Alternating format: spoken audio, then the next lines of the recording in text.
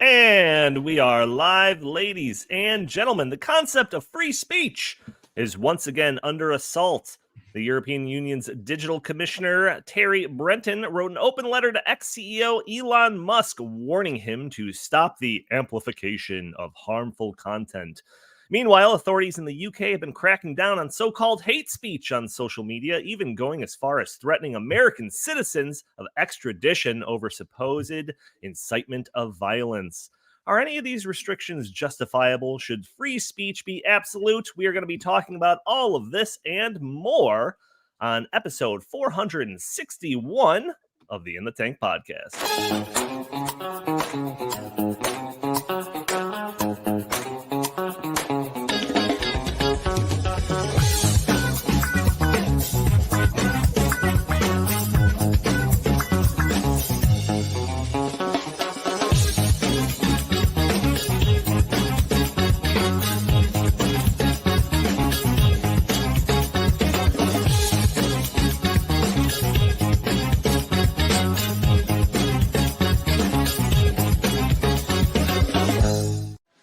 What's wrong with you young people? You think you just fell out of a coconut tree?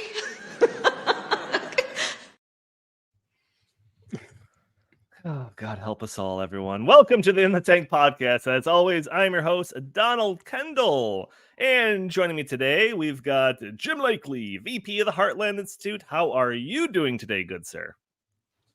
I'm doing all right. Let me unmute. Classic Jim, I know. Yeah, I'm doing okay. But to be honest, I am feeling a bit off, like I'm not quite myself. But I am seeing things from a whole new perspective, that's for certain. You know how in The Matrix, Neo takes the red pill? Or is it the red pill or is it the blue pill? I think it's the red pill. And he wakes up from the Matrix. Well, that's not me. I feel like Cypher. I love The Matrix. It is comforting. It has juicy and delicious steaks. I want back in there. I want to go back to the Matrix. In fact, I think I am in there now.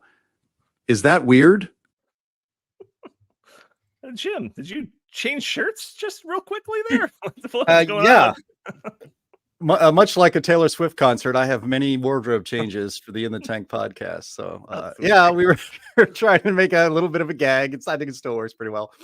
But yeah, I mean, AI is just getting so advanced. I mean, I used a program that is not expensive and pretty fun. And I gave it a 20-second clip of my voice from this show. Mm-hmm. And it cloned my voice. And you could just type in any text and it'll say whatever you want. I thought it was pretty amazing and also kind of scary. So, and as we're talking about Elon Musk, he's got Grok 2.0 coming out. That's his AI service. And it's... everything is advancing so fast that the world is becoming a little bit crazy, and maybe we are in the Matrix and just don't know it. Yeah, well, I'll get back to the AI thing, but I also want to introduce Sam Karnick, Director of Publications here at the Heartland Institute. How are you doing today, good sir? Doing just fine, Donald. How are you? Wonderful, wonderful.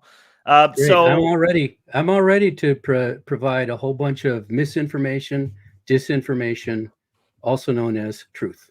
Yeah, and we're not 100% sure whether or not that is the AI version of Sam Karnick that's joining us, but I don't know. I guess we'll be able to figure that out by the end of the episode. But so Justin, not on the show today, but and I was going to actually ask him if I could talk about this, but I'll just talk about it in less detailed version.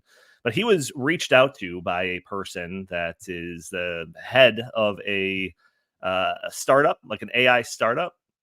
And they approached Justin with this idea of what their AI startup is. It's basically trying to create AI replicas of experts, whether it's experts in different fields, scientists, policy experts, that sort of thing.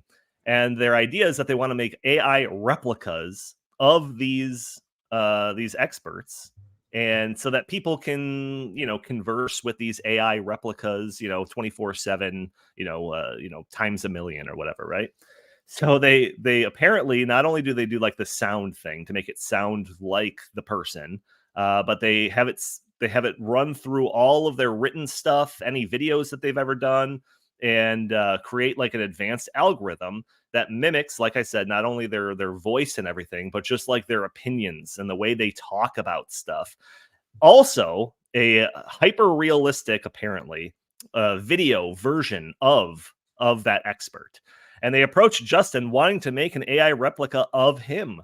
And I encouraged him to do it. I don't know where that conversation currently stands, but it's very possible that maybe next episode or a couple episodes from now, Justin will be joining us, and you won't necessarily know if it's the real Justin or the AI version of it. So like Jim said, echoing what Jim said, this technology is moving very quickly. I mean, some of this existed several months ago, but it's also getting a little bit more available to just like the general public. Like Jim said, the program that he's using is very cost effective and pretty good. The clip that you showed there was a little stunted in the kind of the way that it was talking, but there was another video that you showed me introducing me to the fact that you kind of are playing with this, where it was almost like 5 times better. It was very naturalistic sounding, except for in certain parts. But you know, again, any shortcomings of this technology will be probably rectified, you know, before we could even close out the year.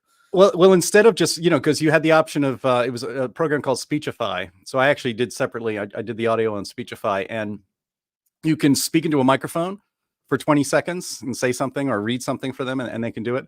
Or you can upload a clip. So I decided, since I go and I speak more naturally on the podcast than I would reading some text, I grabbed 20 seconds of the last podcast and put it in there.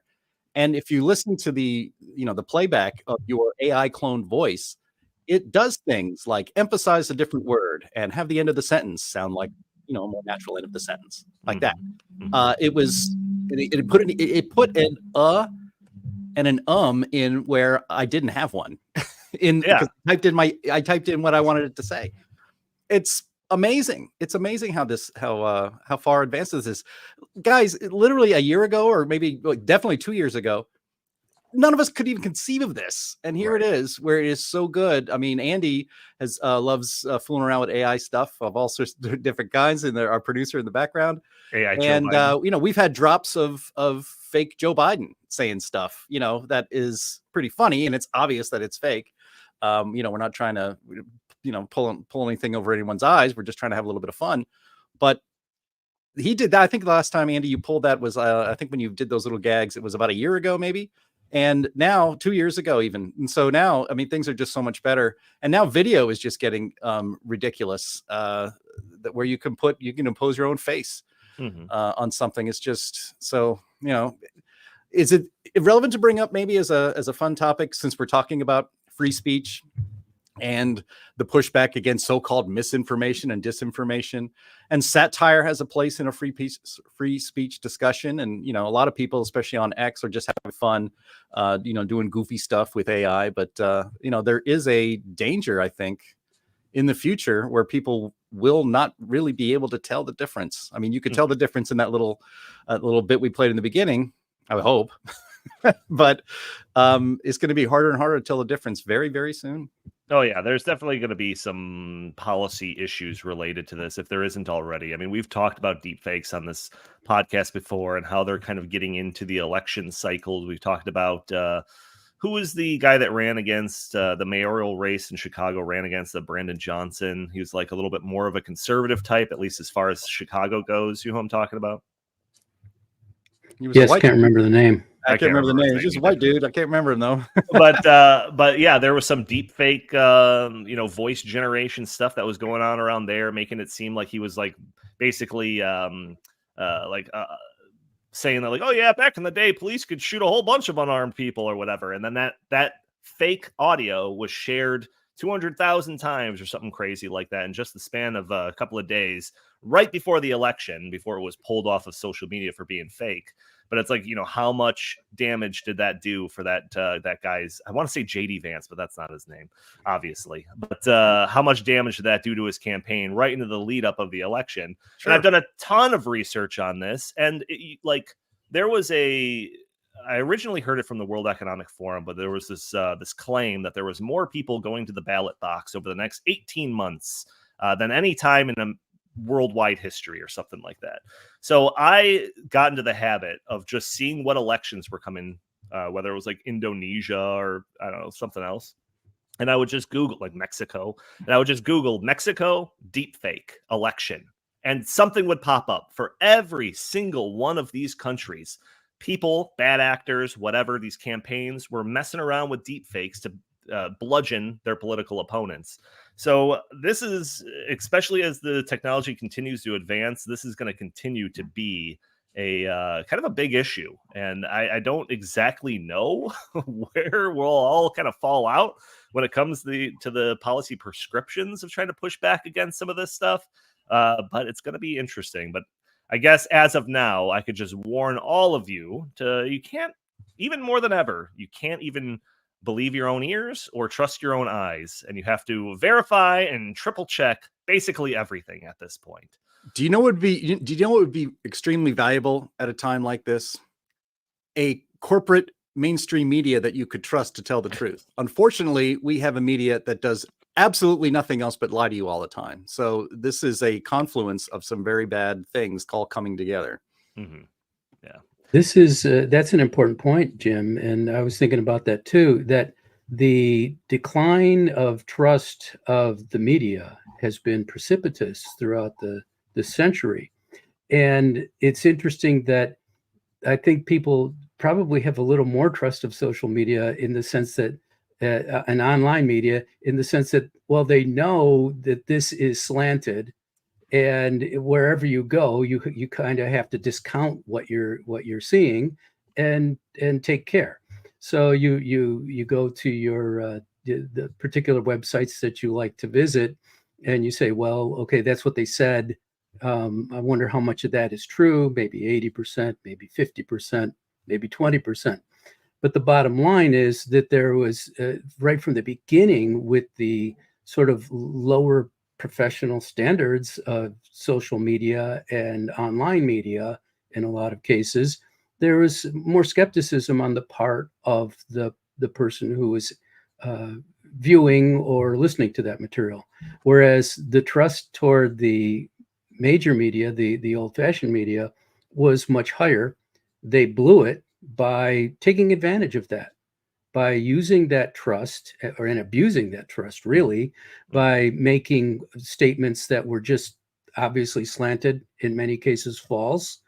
And a perfect example would be the repeated claims that the Hunter Biden laptop was fake and that it was Russian disinformation.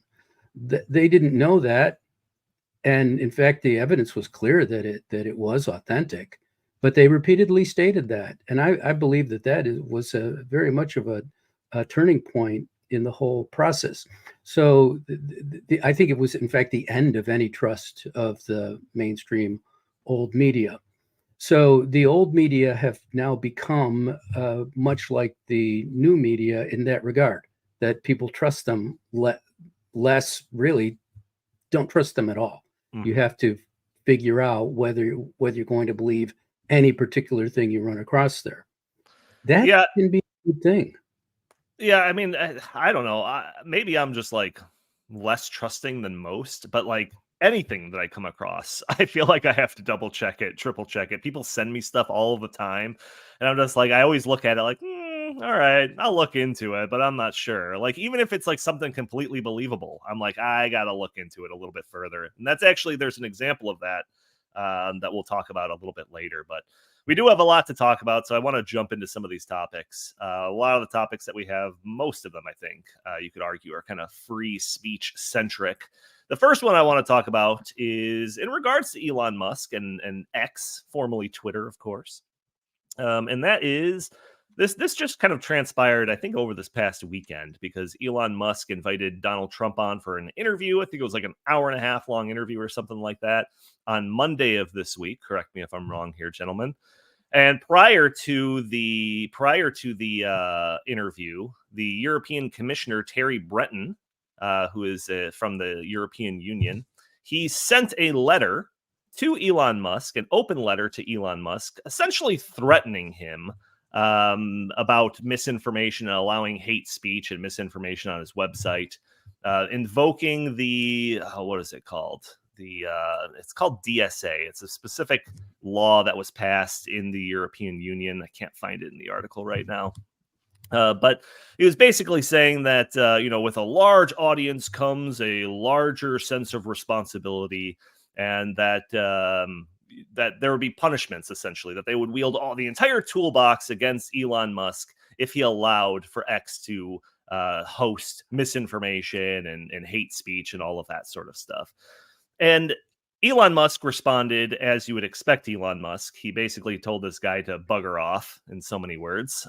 I don't think I could use the exact quote of the meme that he responded with, but this is the world that we're now in. I mean, we've talked about Twitter and social media a ton and how they're intended to be kind of the new public square where free and open dialogue is allowed, all of that sort of stuff. And Elon Musk, that was the reason why he took over Twitter, was to ensure that that was the case and that we wouldn't be constructing these arbitrary restrictions on content that, as we've talked about numerous times, seems to be slanted against conservative speech and all of that. So this is where we're at now, where the public square is being threatened by sitting bureaucrats, politicians, or whatever in Europe to basically say, like, no, you can't allow this sort of speech, or else we're gonna punish you. So, Jim, I mean, I don't know. I'll let you take first swing at this. I don't think it was a surprise how Elon Musk responded, telling this guy to jog on. But if Jack Dorsey was still in control of the platform, I mean, how do you think he would respond? I almost feel like he'd say, "Oh yeah, of course, yeah, we'll do whatever you say." What do you think? Well, when European bureaucrats are trying to dictate global speech, and especially speech in the United States, and saying that because X is available on the continent or in the United Kingdom, that we are going to enforce our totalitarian speech laws to shut you up based on nebulous definitions of so-called misinformation or disinformation. I think the United States response, it would be if Trump was president. The United States response would be, okay, then we're pulling out of NATO. You guys are on your own. Good luck with Putin. Because for the entire lifetimes of everybody listening to this podcast, with the exception of people maybe near 90 years old, them as well, the United States has been the first guarantor of freedom and free speech, and all across the globe. We saved World War II from Hitler's tyranny. We saved Europe from Soviet domination, which would have been the destruction of Western civilization entirely, except for the United States on this planet. And what do we get for it now? 60 years on, 70 years on from the end of World War II, we get some lickspittle, unimpressive bureaucrat in Europe saying that you guys can't say what you want over here. We have laws on that stuff, for misinformation and disinformation. And so the suppression of free speech increasingly in the West, and we're going to have some examples from the UK, some video that we can show. But, people are being arrested in the UK right now for Facebook posts that the government says is harmful disinformation. One 61-year-old man at a protest against unchecked immigration from societies that do not embrace the Western ideal of freedom in the United Kingdom. 61-year-old man was at a rally, and there's a little pushing and shoving and stuff, but he's 61 years old. He wasn't really getting into fisticuffs, but he shouted in the face of a police officer, and he was arrested. And this happened like a week ago. He was arrested, tried, and convicted and sentenced to 18 months in prison in like no time flat. China would be impressed with that sort of crackdown on free expression.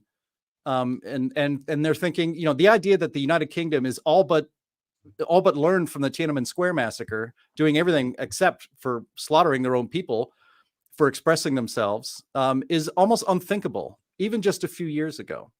The thing is that the reason why this is really dangerous is that, if you don't allow free speech, you are disenfranchising enormous swaths of people. And usually it's everyone on the right, and increasingly it's anybody not employed by the corrupt leftist media these days. But when you disenfranchise enormous swaths of people, then you end up with getting direct action on the streets, as the left likes to romanticize it. You get violence. You get J6. So, even putting aside the natural right of free speech cools political and social tensions. It calms them. It can satisfy the frustration that the disempowered among us, which is basically, especially the people are really disempowered, especially in places like Europe. But when you squelch that speech, you don't just stop people from thinking what they think. You just turn up the boil. And, it's one thing to speak and then have that speech countered with more speech, right? That's the way it's supposed to be in a free speech society. But even if you speak, you can be ignored. That comes with the territory. The whole idea that we used to say, those of us who are old enough to remember, hey, it's a free country, man. You can say what you want. We don't live in that world anymore, obviously. But when you speak and you are not ignored by the government, when you are identified and actively silenced and then jailed, will lead to inevitably a complete breakdown of the social and political order. And that's when the real big trouble starts. And it's not just in Europe. We saw this happen, if you guys remember, in Canada, people protesting the COVID lockdowns. They were tracked down. They were arrested. They had their businesses ruined. They had their assets seized, their bank accounts frozen. I mean, what the hell is going on in the West? And what's going on is that the long march of the institutions has now finally reached the top. There is a tipping point, if you will, of people who are against freedom, who are totalitarian at heart and in their philosophy, who have now sufficiently infiltrated almost all the levers of power in all of the West. This is a pretty scary time. This is something you take very seriously. And there are people on the streets of the United Kingdom who are trying to protest this right now, and they're getting cracked down on, like they live in a totalitarian society, for putting things on Facebook, for saying things, for retweeting stuff. They have the cops come at them, and they do it with glee. I know Sam must feel the same, but I do not recognize our societies anymore, and we don't live in the world that we grew up to respect and thought we would always be able to protect, because it seems like it's slipping away more and more every single day. Yeah, I want to get into the UK stuff in a little bit specifically, because there's just some crazy stories out of the UK with all the crackdowns on the social media posts and all of that. But Sam, I want to stick with Twitter for a little bit, because it's kind of strange to me that these other countries or the European Union as a whatever multinational government trying to enforce their regulations on what is like a global platform, right? Twitter is used by people all over the world. And I wonder, there's got to be some precedent for this. I mean, I can't imagine that prior to the advent of the internet that there was, considering that I think the New York Times was probably just selling newspapers, in the United States or something like that. But once the World Wide Web went worldwide, different countries started to restrict certain content coming into their countries, usually a little bit more heavy-handed. China comes to mind. I know that they have a censored version of the internet. I think Twitter in total is banned in that entire country.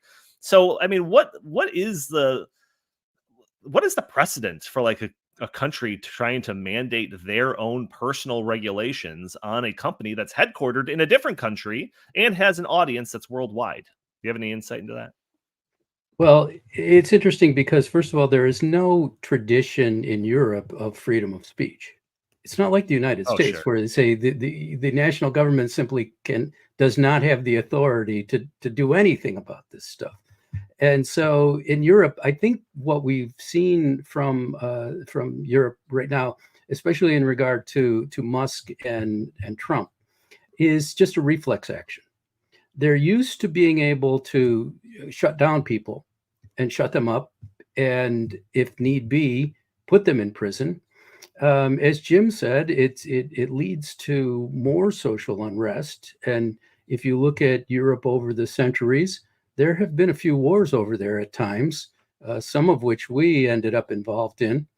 And so what you see is that attempt to suppress any kind of dissent that goes beyond a certain level or beyond a certain point. If you dissent and say that, well, it's immigration, oh, it's great, but then that's okay. But if you say that the whole system is bad, then that's disinformation and it's prejudice and it's simply unacceptable. So the problem that you have is that once the doors are open, then the words can go through there. People can hear what other people say. So you have an internet and you say, well, we do really want to have the internet in Europe, but we want to be able to limit the destruction that freedom of speech can do, because that's our thing. We limit the destruction that freedom of speech does, because speech is destructive. So when you operate from that premise, then you say, well, if you do this, if you spread disinformation or misinformation, then what we'll do is we'll fine you. So they've been doing that, and it doesn't have any effect. And then they say, well, if you are running a platform that allows people to do this, we're going to fine you. So they broaden it. And then they say, look, if you're doing this, then you're leading to deaths over here in Europe. People are being killed because of you. And so therefore you are responsible. You did that. You contributed to this killing. You wouldn't say the same thing about, say, people who call an American politician an existential threat. You wouldn't say that about them, but you would say that about somebody who said immigration is too high. We have migrants over here who are committing incredible amounts of rape in Britain. The Rotherham situation was just a small part of what's been going on in Britain, and so we have these incredible rapes that are occurring again and again and again. We have all kinds of violence that is simply being covered up by the mass media, and so when this comes in from the United States, what it does is it creates a backlash in Europe where people say, wait, this isn't what we voted for. This isn't what we want. We need to do something about this. And when the government's choice is that, no, we're not going to do anything about this, and you need to shut up about it, they can't make them do that. They can't make them shut up as long as Twitter exists. So they have to go as far as they can against the owners and the perpetrators of these despicable scams, such as Twitter or X, where someone as scoundrelly as Donald Trump could just talk for an hour and a half, 2 hours, and nobody does anything to stop this guy. And so what they do is they say, well, then we can extradite you. And the answer to that is, well, you can try. Now, the bottom line is, of course, they know that the so-called Joe Biden administration might very well okay an extradition. However, I don't see how you could do it on the national level. So it'd have to be the state of Texas that would extradite Elon Musk. And so if Kamala Harris is elected president and they try to extradite Elon Musk, what you're doing then is you are importing into the United States the kind of disruption that your own governments have created. Your governments are oppressive. The people are tired of it. And so you say, okay, we're going to be more oppressive. And we've seen in Europe's past how that works out. And it never works out with just, okay, the government relents. No, the government is always forced to relent. So you bring that into the United States, where the next administration, say, tries to tell Texas, oh, you have to surrender Elon Musk to us so that we can surrender him to the UK. I'm not sure that that's going to work. Yeah, I mean, it just seems so crazy, but it's like this is kind of the world that we have to play in now. I saw on Twitter somebody, with like a blue check mark. I know that doesn't carry as much weight as it used to, but someone on Twitter with a number of followers was basically advocating that the European Union or whatever jurisdiction like releases like an arrest warrant for Elon Musk because of his response to this letter to him. And in it, they had the gall to accuse Elon Musk of being the fascist. That's the world that we live in now. We're going to crack down and want a multinational conglomerate, European Union governmental, super governmental state like that to arrest Elon Musk for speech issues because he's the fascist. Got it. Yeah, that's the world we live in. Jim, another interesting, it's a whole saga. We've been covering Twitter and the free speech issue as it relates to Twitter and social media for years now. And before we would talk about it in terms of, whether it's a publisher or a platform. And if it's a publisher, because it's acting like a publisher under the Jack Dorsey years, then they shouldn't have the protections of Section 230 and all of that. But now Elon Musk is running it. Unless I'm mistaken, he is running it more like a platform than just a publisher. So he should have those protections, the Section 230 protections. So it does kind of get in the weeds a little bit. But it's just funny that now is the time when these governments are coming down and trying to, regulate him when he is operating it like an open platform. So it's all so mixed up. But I can understand why people would be confused by it. Yeah, well, it's because the West, but especially I'll just speak for the United States. I know we have a lot of viewers in the UK and also elsewhere around the world. And hello, everyone. Welcome to the live stream. But in the United States, we had argued for a long time that platforms such as Twitter/X or Facebook should be treated as a platform and not a publisher. And they are treated under the law as a platform, not a publisher. That way, they're not held liable for crazy comments or libelous comments. It's a protection to allow free speech and to not to make the owner of a platform carry out the absolutely impossible duty of removing anything that could get them in trouble. They can't be responsible for that. That's how they're supposed to be treated under the law. But in the United States, our government, especially since after Biden was elected, was treating all of these like publishers. And in fact, they were colluding with these social media sites that are supposed to be open platforms to act as government publishers, or I should say government censors, and not publish things that are critical of the regime, not allow people to tweet and share a link to a story about the Hunter Biden laptop, which exposed corruption out the wazoo in the entire Biden family. So the government leaned on them. And of course, they took that all down. And so our government treats these, treated X, Twitter, like a publisher instead of a platform. And yeah, Donnie, you're right. The irony is that Elon Musk is actually, since he bought it, using it the way it's supposed to be used, even under the law. Elon Musk is following the law more closely than any other social media company that's ever existed in treating it as it's supposed to be under Section 230 of the Communications Act as a platform. And for that, he is now being threatened by bureaucrats in the European Union. And I should point out, I don't know if it was the letter that you had referenced earlier, Donnie, from Europe, or whether it was somebody. I think there was a clip of a cop, Bobby in the UK, saying that, by the way, you Americans are not getting off scot-free on this either. We're not just talking about Elon Musk. So if you retweet stuff that violates our law, we're going to come after you, and we're going to ask you to be extradited to Great Britain, and we will prosecute you. So you're not getting off the hook.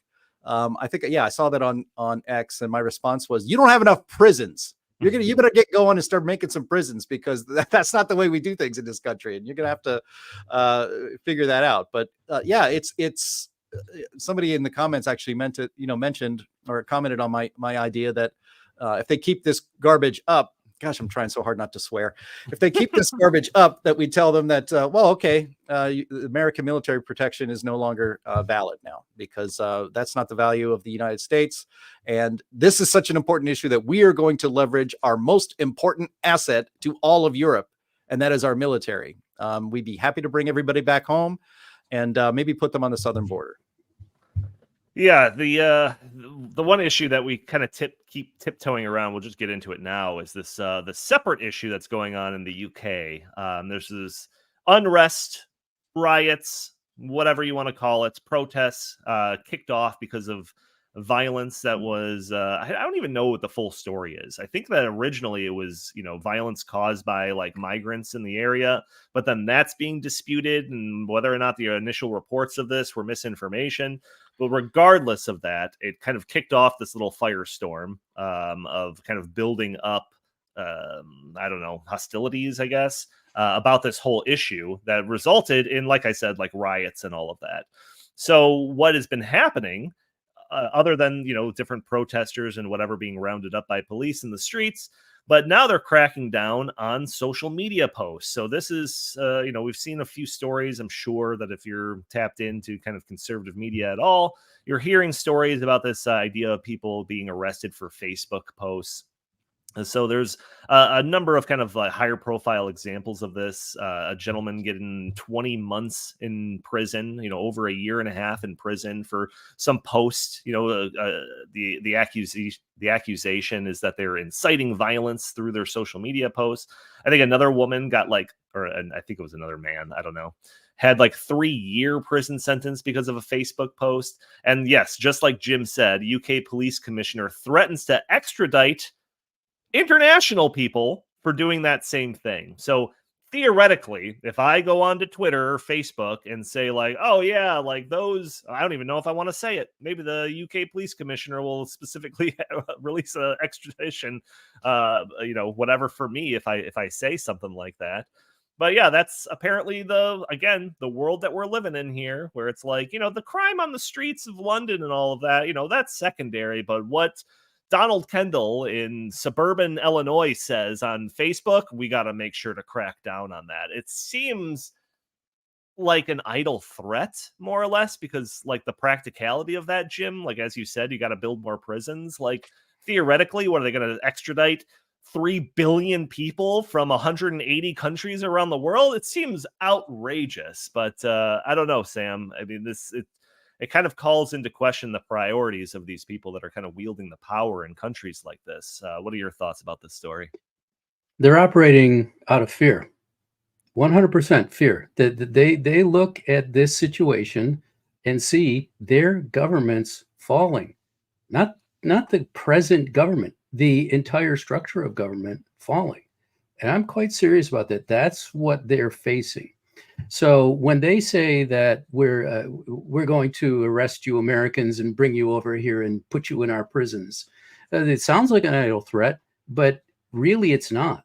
Well, they're not expecting to take 300 million Americans over there, or 100 or 10,000 Americans. But what they're intending to do is set an example and say, you shouldn't do it because it could be you.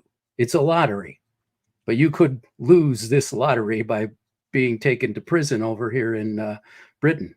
Now, the problem, though, is it's not going to happen, because what you have is not just not enough prison spaces to put these people in.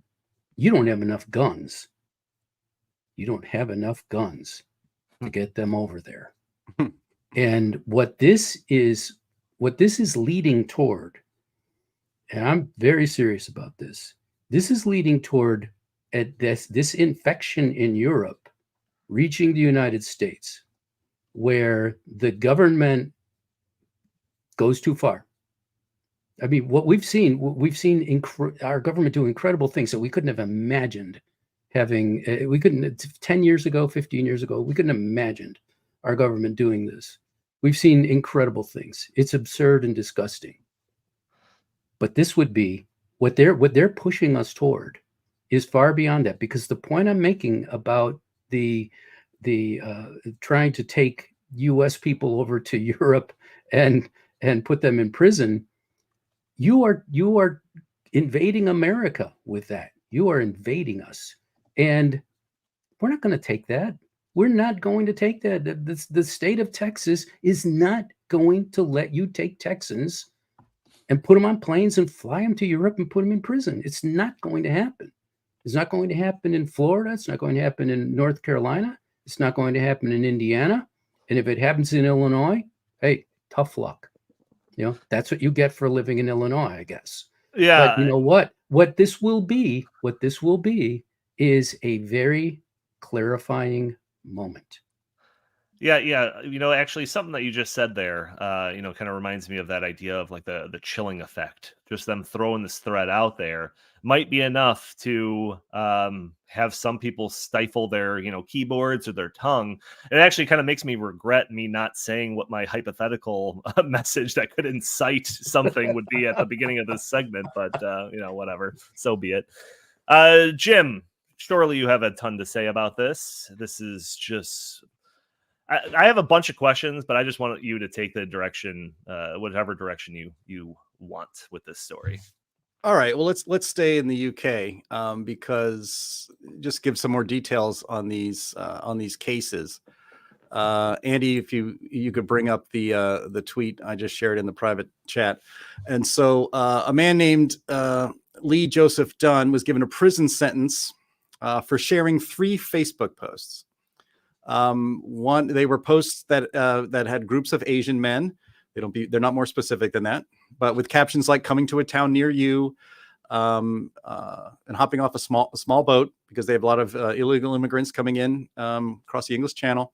When it's on your turf, then what? And one of the images even depicted men wielding knives in front of the Palace of Westminster.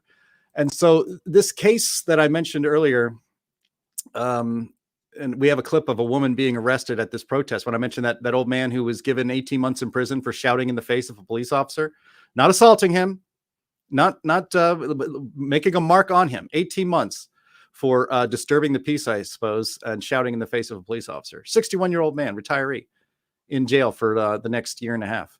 And this fella here, I think, what was that? Was it 3 years in jail or something? But it's going to be significant. It's going to be significant time. And then recently, 3 young girls, I think all of them under the age of 10, were stabbed and killed by a young person. The assumption, and what kind of really got people enraged, was that they thought that the man who killed those 3 innocent girls, that he was once again one of these recent arrivals illegally on boats, just pouring over the shores of the UK. And this needs to be put in the context of what has been happening in the UK over the last decade or so. And it is this completely unregulated immigration of so-called refugees into the country. And there are places in major cities in the UK that are no-go zones unless you are one of those recent arrivals and adhere to the most popular and universally adhered to religion in those. I'm trying not to get this channel completely smashed. Appreciate but it. you get where you could pick up what I'm putting down here, right? And so the riots, the protests happened. People were just taking to the streets because they had enough. I mean, yes, they're recent immigrants with machetes waving them at royal palaces, and the people of the United Kingdom have had enough. They're fed up. Nigel Farage is going to be speaking at our benefit dinner on September 13th. He is the leader of the conservative movement, the real conservative movement in Great Britain. And he's going to be with us on September 13th. You go to heartland.org and you get your tickets and you listen to what this man has to say, because he is on the front lines of defending the West from barbarians, both inside and outside his country, as it turns out. And certainly here in the United States, we have similar problems as far as the destruction of our liberties by people who wish to rule over us, not govern us, constitutionally, say. And so people were rioting over this, and the person who perpetrated that heinous murder of 3 young people was not one of the more recent arrivals, but was the first generation. His parents were immigrants. He was first generation. So I suppose to the people that were upset, and everybody should be upset about it, that the kid looked the part. The man who did these crimes looked the part. And so people got arrested.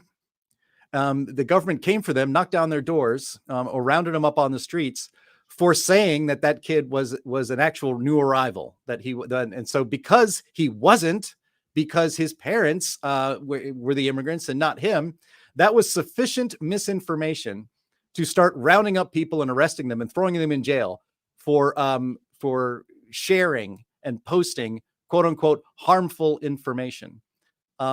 So it's amazing. We have a clip here of a woman who was arrested at one of these protests. She does not seem very capable of doing any physical harm to anyone, but apparently she got a little too mouthy too, and thought that she had free speech rights. I know that in Great Britain, they don't have a First Amendment. Their free speech rights are very different than they are here in the United States, but it is similar. And certainly it has been a tradition in the past that, especially if you're on the left, in the UK, you could say whatever the hell you want out on the streets. You could probably even commit violence like they do here in the United States, and it's just totally fine. You will have no consequences. But if you're a 71-year-old woman who is there because she's upset that these 3 children were killed, and it seems that the context for this is that it seems that their own government is not enforcing any laws against people who hate their country, who hate the United Kingdom, who take to the streets in so-called pro-Palestinian protests and demonstrations and end up rioting and burning things and assaulting people, and nothing happens to them. All that's happening right now in Great Britain is that so-called right-wing extremists are being arrested and rounded up. And so this will not be able to sustain itself for too much longer. But just to give you a sense of how desperate I think a lot of people in Great Britain feel right now, let's cue up that video for us here, Andy. It to me. You've just I've got a pacemaker. I've got a pacemaker. I've got a pacemaker. And they've just arrested me for walking up here. No, to reach to section 35. Oh, because of their... You want to do them any tighter? That's why I'm trying to lock them so they can stop getting tight. Well, actually, you're really tightening them. Well, I'm not. You really are tightening them, and you're really making me... You what? So can you relax? You're joking. 5 seconds. Are you joking? I've never been arrested in my life. Madam. I have, don't you miss, don't you, I have never been arrested in my life.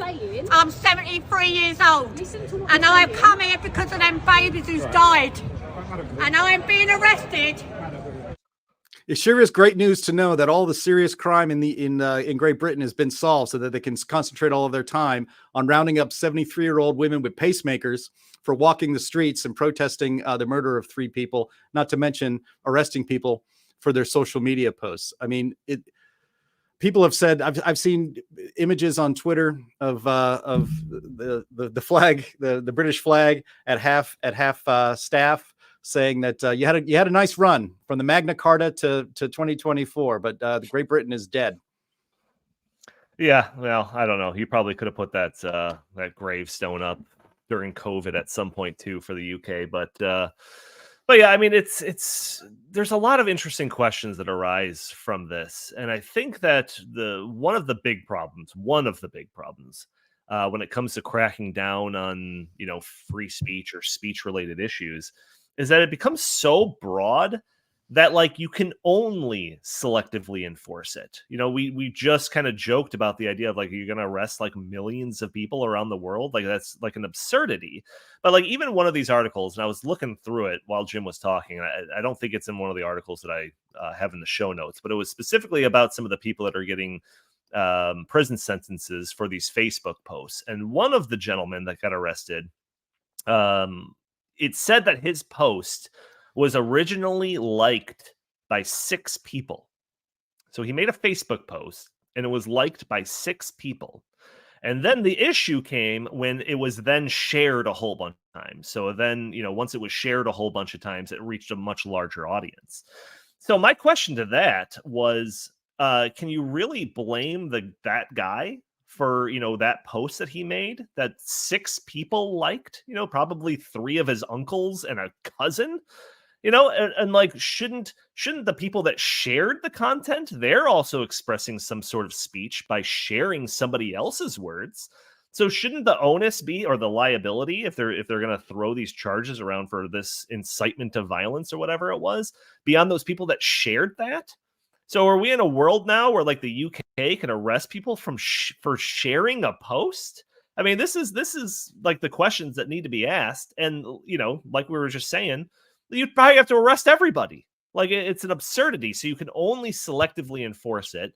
And laws that are selectively enforced are probably the worst ones out there, because that just puts all of the power in the hands of the government and the authorities to basically pick and choose who they want to punish.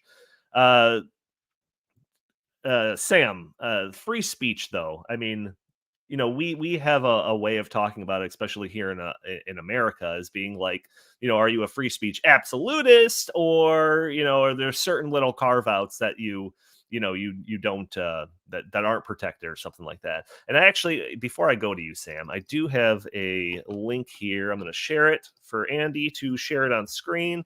So this is an outline of free speech. I'll let you kind of take a swing at free speech after I go over this, but this is an outline of kind of the speech that's unprotected, and this is from FIRE, which they are a good outfit. I forget what they stand for. Sam, do you know it off the top of your head? Foundation for Individual Rights and Education.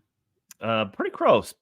Rights and expression, but I'll give you partial. Yeah, it used to be individual rights and education, and now it's rights and expression. Yes, you're right.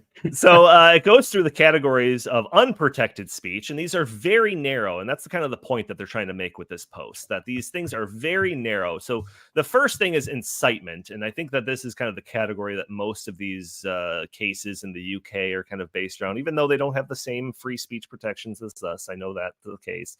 But in this case, the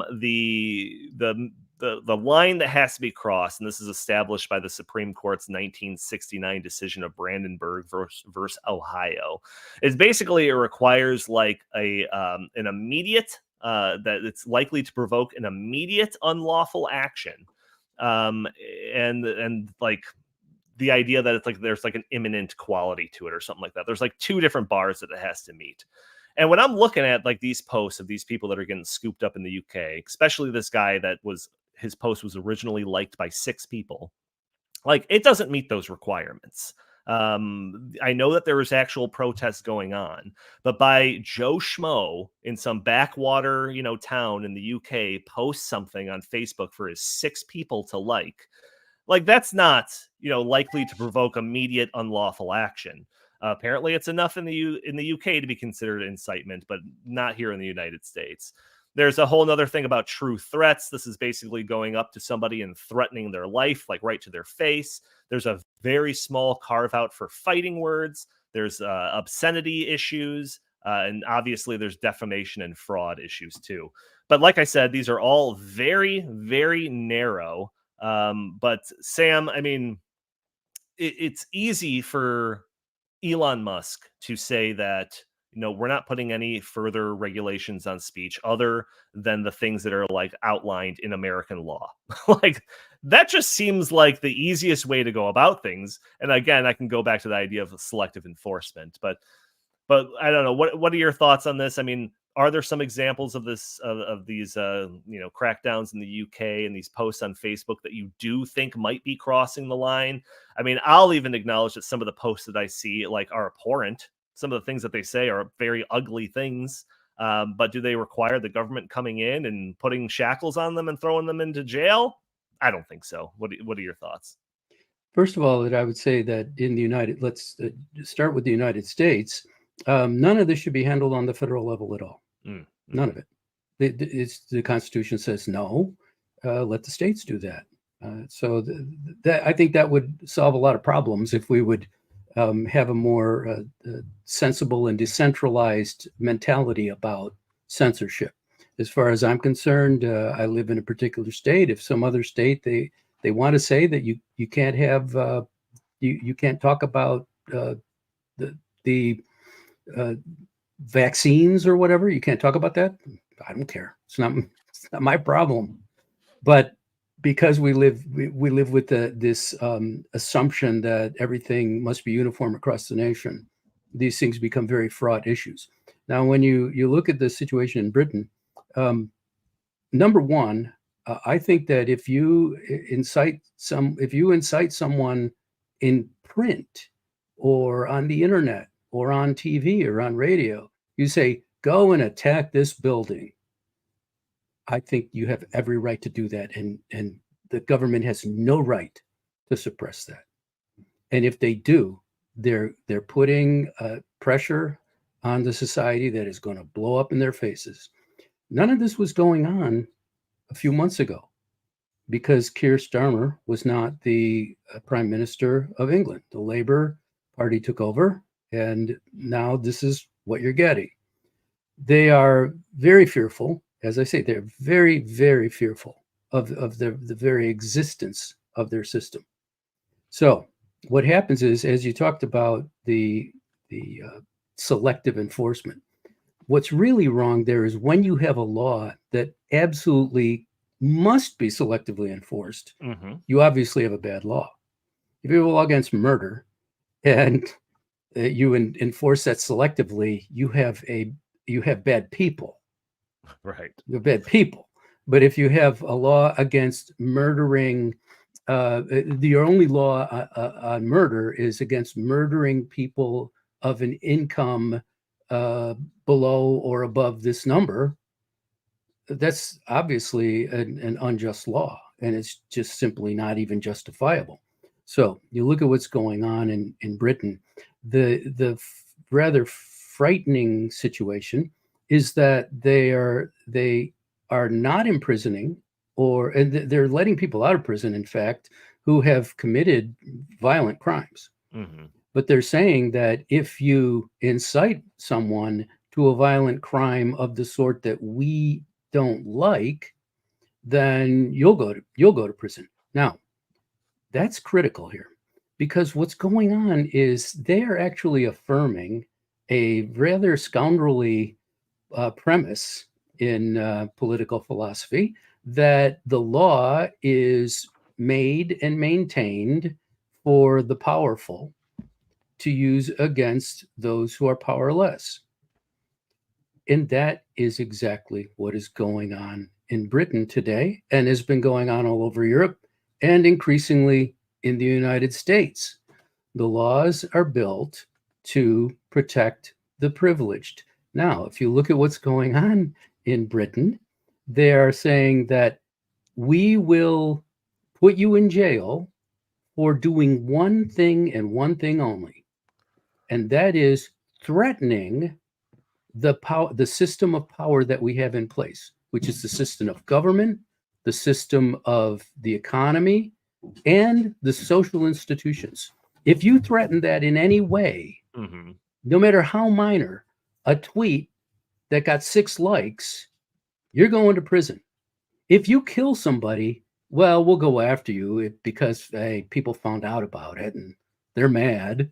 So that's a little bit of a threat to us, because if we don't do it, then, people will start killing us. We can't have that, So what is really going on there is actually a reification of that terrible, what used to be a lie, that the rule of law was based solely on the political regime sustaining itself. Now they're proving it. It really is true. So why you would go to jail for something as trivial as that is because to them it is the biggest threat of all. Right. And it seems easy for the UK, obviously, because again, they don't have the same First Amendment protections as we do in the United States. But I think your point is absolutely proven by some of the topics that we've talked about that relate to this over the course of the last few years. I mean, I don't think that there's been more of a concerted effort against free speech than what took place during the COVID, with the misinformation that kind of got blown into a whole nother, atmospheric level, with all the accusations of misinformation when it came to anything from vaccines to the way that, the disease spread to the origins of it. There were so many accusations of misinformation and crackdowns that needed to take place over there. And then just like the election results, the idea of disputing any type of election results was like heresy or something. But as you talked about that, this idea of it being perceived as an attack against the institutions or undermining the credibility of the institutions, and that being the real threat, that really kind of puts into perspective why that there was such a concerted effort to kind of chase down that sort of free speech. And I think that we're just going to see more and more of it. Jim, I kind of fear that this isn't going to be the end of this kind of attack on free speech from multiple different angles. I think we're seeing, maybe not more than ever, but at least an increasing in the last several years of just politicians stateside talking about this idea and needing to crack down on whether it's misinformation, which seems to be the buzzword the past several years, or hate speech, or anything like that. I didn't have this prepared in the show notes, but I just remembered it like yesterday. The Elon Musk shared some post that was Kamala Harris's like campaign ad, but it was like altered to make it like a criticism of her. And Gavin Newsom, California Governor Gavin Newsom came out and basically said that he wants to sign legislation into law, or he's going to propose legislation that would basically prohibit people from doing that. It was just like, what? Like, that's just pure satire going on right there. But it's going to be labeled as misinformation, and we're going to crack down on it. And the ability to crack down on it is going to require another arm of the United States government or some new authority statewide, or however it is installed. But yeah, Jim, I mean, I think a lot of people in the United States kind of take this First Amendment free speech thing for granted, and they don't realize that there are constantly concerted efforts to undermine certain foundational principles of that free speech. What are your thoughts? Well, by the standard they were trying to hold Elon Musk to with his little parody campaign ad against Kamala Harris, then I guess Stephen Colbert and Jimmy Kimmel and all the other late night talk show hosts and the entire cast of Saturday Night Live should be arrested and thrown in jail. Right. Of course, that's absurd. And the thing is, like, conservatives, those of us on the right, libertarians, people who believe that the Constitution is a meaningful document, and it is really all that's, as we're learning increasingly every day as we observe the world around us in the United States and beyond, the Constitution of the United States is the only thing that stands between us and the gulag. That's not overstating it, because that's where these things end up eventually. And the most, I guess it's not that surprising, but one of the most depressing aspects of this entire thing is that our media, our corrupt legacy media in this country that used to be respected. Once upon a time, Sam knows this, Walter Cronkite was the most trusted man in America. Now, we, of course, come to learn that he was lying to us about the Vietnam War and the Tet Offensive. But at the time, you couldn't find somebody more respected and trusted in the United States than Walter Cronkite, who was the legendary anchorman for the CBS Evening News back in the 50s, 60s, and 70s. But today we have members of the media who have, well, it's been a while now. They've decided that the First Amendment, which protects their rights for a free press, but also protects our right to free speech and a free press. One of the great things about the modern world is that everybody can be a publisher. Everybody can be a newspaper. Sign up for Substack and start your own, whatever you want. So everybody enjoys First Amendment protections. But increasingly, and I think now permanently, our corrupt legacy corporate media believes that the First Amendment only applies to them, the professional journalists. And for everybody else, the digital gulag. And as we're seeing in the UK, maybe eventually a real gulag. And I think that's where, these power mad, un-American people in the media in our own country are going to eventually end up. I want to play a video. I know we're almost done here. This triggered me this week. I shared it earlier this week on Slack. We will now witness the spectacle of a reporter, a White House correspondent for the Washington Post. I was a White House correspondent for the Washington Times, the good newspaper in Washington, D.C. And it doesn't get any better for your journalistic career than to be covering the White House. It's the pinnacle of any journalist's career. And so here is the White House correspondent for the Washington Post asking Karine Jean-Pierre if the White House can do anything to stop people from being able to see Elon Musk interview Donald Trump on his platform. An interview, by the way, which in some reports has been seen 1 billion times. Just on X, it within less than 24 hours, it had 26.5 million tuned in at some point during it live, and the tweet itself was shared, I think, 500 million times. So was it seen by 1 billion people? Probably, which is amazing. But yeah, let's have a little peek at what our fourth estate thinks about your ability and Elon Musk's ability to speak however they wish. Elon Musk is slated to interview Donald Trump tonight on X. I don't know if the president is going to tune in. Feel free to say if he is or not. But I think that misinformation on Twitter is not just a campaign issue. It's a America issue. What role does the White House or the president have in sort of stopping that, or stopping the spread of that, or sort of intervening in that? Some of that was about campaign misinformation, but it's a wider thing, right? Yeah, no, and you've heard us talk about this many times from here, about the responsibilities that social media platforms have when it comes to misinformation, disinformation. Don't have anything to read out from here about specific ways that we're working on it, but we believe that they have the responsibility. These are private companies, so we're also mindful of that too. But look, it is. I think it is incredibly important to call that out as you're doing. I just don't have any specifics on what we have been doing internally as it relates to the interviews, and that's something that I'm tracking, and I'm sure the president's not tracking it either. So there we have that statement from probably the number one purveyor of mis and disinformation in the United States, talking to a reporter who works for a publication that is among the leaders in disseminating mis and disinformation, lying to you, gaslighting you on what has happened over the last 3 years, lying about Hunter Biden's laptop, lying about Russia collusion with Trump's allegedly colluding with Russia to steal the 2016 election, for which they won a Pulitzer, by the way, and haven't given it back. We live in bizarro world where the idea of Elon Musk just speaking publicly to Donald Trump for a couple of hours on the platform that he owns is a threat to democracy. And it's a shame. Oh my gosh. Can the government do something to stop this pernicious misinformation? No one's going to be there to fact check him. Hey, was anyone there to fact check Hillary Clinton when she went on The View?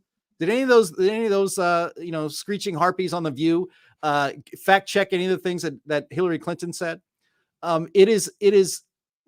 Everybody, that reporter should be fired from the Washington Post for asking a question like that. But you can see and hear in his voice how concerned he is. Oh my gosh, people might actually hear what Donald Trump has to say without us being able to present it for them. Right. It's you and I, guys, the podcasts like this, the listeners and fans of the Heartland Institute have to be the ones to defend free speech in this country, because our media has no interest in it. Our media's job is not to actually tell you what's going on in the world. Our media's job is to make sure Democrats win as many elections as possible. And they will do anything required to ensure that end, including in trying to suppress your speech and Elon Musk's speech and Donald Trump's speech. They think the First Amendment only applies to them and that you have no right to say what you wish. The thing about freedom is that it also includes the freedom to be wrong. And nobody on the right that I know or respect would consider for a millisecond suppressing shutting off the presses at the Washington Post, shutting down their websites so that nobody can read what they produce, a lot of which I would call purposeful mis and disinformation. And I'll throw it over to Sam, and maybe you can wrap up. But Christine Laurel mentioned in the comments here that the conversation between Trump and Musk was supposed to start at 8 p.m. I think it was on Tuesday night. Twitter, and you would think this is one of the most protected websites in the world, owned by the wealthiest man in the world. Yet somehow A distributed denial of service attack was launched on X to stop it. They got it fixed. It took about 40 minutes, but then they were able to go ahead and broadcast that live. Who did that? I'm really curious as to who decided that they needed to attack X, one of the most protected websites in the world, to stop this from happening. Was it our own government? I would not be surprised if it was. Can we rule that out? I can't.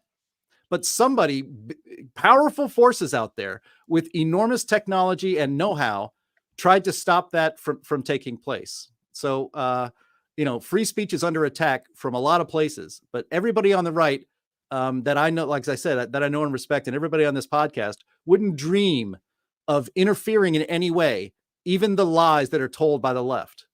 Yet we live in a one-way world now. Everything, all rights and privileges are extended to the left, and all punishments are meted out on the right. That we don't really have any rights in this country. They're supposed to be universal, but they only seem to apply to one political viewpoint. Yeah, Sam, I'll let you kind of have the last words on any topic that we've talked about on this podcast so far, or any other topic, whatever. If you want to bring up something else, feel free. But Jim, something that you were saying just reminded me of that what should be an infamous quote from Mika Brzezinski. That's how you pronounce the lady from the Morning Joe, right? Where she was talking about how Trump undermines messaging in an attempt to control what people actually think, and that's our job, right? Yeah, a little slip of the veil there. Yeah, that's our job to control what people think. But yeah, go ahead, Sam. Wrap up the show for us here. Thanks, John. I think that what you and Jim have both just said kind of does bring it all home, which is that there's not just a big government that is oppressive. What you have is a large, you do have the takeover of the nation's institutions, such that government and the media and academia and almost all of big business just somehow all end up on the same page. Right. And so what happens is that you have a so-called self-styled journalist saying that it's very bad that people might hear somebody else talk. And what it is that we own this, they own all the institutions of this country. We like it that way. We want it that way. And we're going to do everything we can to keep it that way. The people of the United States have not yet got enough damage from that, as bad as it's been. And I think COVID was certainly a turning point for us. As bad as it's been, the people of the United States have not got enough damage from that, unlike the people of Great Britain, the people of especially Northern Ireland. They're furious over there. The Netherlands, France, Germany, they've had enough. I think the people of the United States have just about had enough. And we are moving toward very, very difficult times unless the rulers, the regime, which includes not just the government, but all these other institutions, unless they relent, which they won't do. Yeah, all these institutions, the government, corporate media, intergovernmental organizations, it's all one giant club, and you're not in it. Quote one of my favorite comedians, George Carlin there. But we're already 13 and a half minutes late, so we're going to wrap up this episode. I want to thank all of you who have tuned into this episode of the In the Tank podcast. Join us every week for a new episode. For those audio-only listeners that are catching the show probably on a Friday or later, first of all, why don't you leave a review for us on iTunes? That would be greatly appreciated. And maybe consider joining us a day earlier. We are live streaming this on Thursdays at noon Central Time on Facebook and YouTube and Rumble and X. And you can join the conversation, throw your comments and questions in the chat. Maybe we'll show your comment on the screen. Maybe we'll address your questions on the fly. You can also support the show, not by super chats because YouTube demonetized us. Apparently, you can still do that on Rumble. But another way that you can support the show financially is going to heartland.org/inthetank. And you can donate to the show directly that way. And that way, YouTube doesn't take 30% cut of your donation. So that would be greatly appreciated. But if you want to support the show but don't have a penny to spare, you can do so by just hitting that like button, sharing this content, subscribing if you haven't already, or just leaving a comment under the video. All those things help break through those big tech algorithms that prevents content like this from being shown to more people. If you'd like, you can follow us on X at In the Tank Pod. And if you have any questions, suggestions, or anecdotes for the show, feel free to email us at inthetankpodcast@gmail.com. Jim Lakely, where can the fine people find you? Find me at Jay Lakely on Twitter, at Heartland Inst on Twitter, and at the Hilton Chicago on September 13th with Nigel Farage and Larry Arnn. And also Jay Bhattacharya is also going to speak at that event. So it's going to be fantastic. Please go to heartland.org. We want to see you there. Absolutely. And Sam Karnick, what do you have to pitch today? Thanks, Donald. It's been great being here. Check me out at ST Karnick on all their social media apps. And also, yes, by all means, please, if you can, come and see Nigel Farage, Larry Arnn, Jay Bhattacharya. This is an incredible group of people, and you can meet some Heartland Institute people as well. Wouldn't that be wonderful? Throw my name in there. Those three people and me. You'll see me behind one of the tables or something like that. All right. Thank you all for tuning in to this week, and we will talk to you next week.